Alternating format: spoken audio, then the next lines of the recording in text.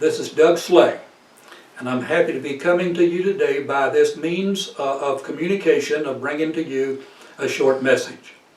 And because this is going on our newsletter, I want to speak directly to the people that receive our newsletter.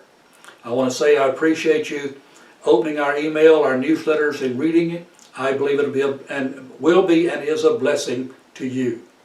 Today, in this short message, I want to begin with a teaching style that Jesus used a lot, and that was asking questions. If you read through the New Testament, the Gospels, you'll find that Jesus often asked questions. And sometimes he would ask a question, answer a question with a question. For instance, in Matthew chapter 16, he said to the disciples, he said, "Whom do men say that I, the Son of Man, am?" And they said, "Some that you're Jeremiah or Elias or the prophet or one of the prophets." But then he said, "But whom do you say that I, the Son of Man, am?" So he was asking questions. And then talking about divorce, he said, they asked him about divorce. He said, "What did Moses say?" And about divorce, and they answered. And then he said, "Well, Moses did this because of the hardness of the heart." But the point is, he was asking questions. And one real good method of learning is asking and answering questions.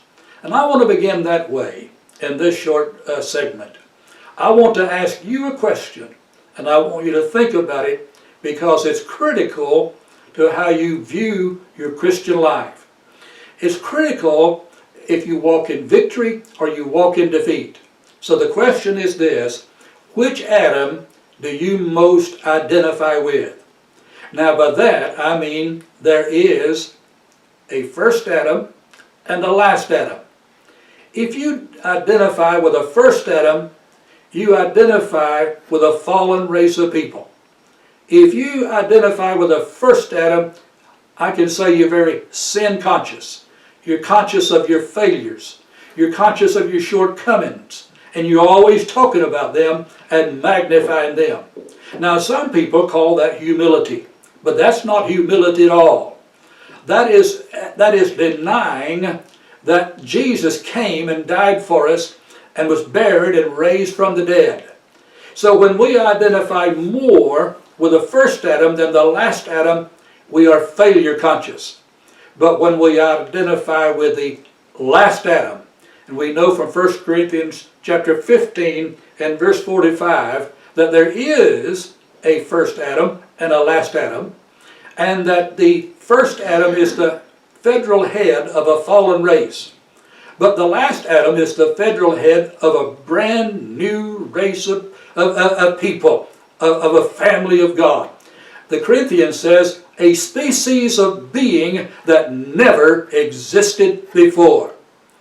Now I want you to identify with the last Adam, because then you will no longer be sin conscious, you'll be righteous conscious. You'll be conscious of the fact that you are right with God, that the cross worked, that Jesus raised from the dead and is sitting at the right hand of the Father, and this is your point of identification. When you are last Adam conscious, you walk by revealed knowledge. You are led by the Spirit of God. You no longer feel like a victim. You have a consciousness of being a victor. Let me say it this way.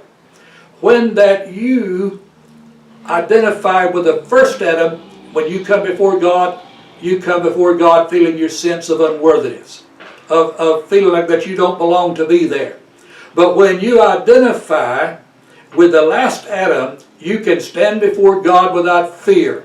You can stand before God without being intimidated. You can stand before God without being conscious of sin, but you're conscious of righteousness.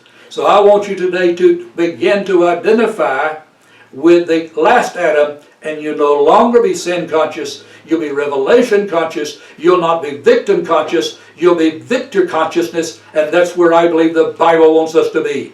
So let me just close with this. Think about this question. If you can examine your own life and your own thoughts, are you thinking about your sin, your failure? Are you thinking about the last Adam, that you have been raised from the dead, you have been made to sit with Him, and you are no longer a victim. You are more than a conqueror through him that loved us. God bless.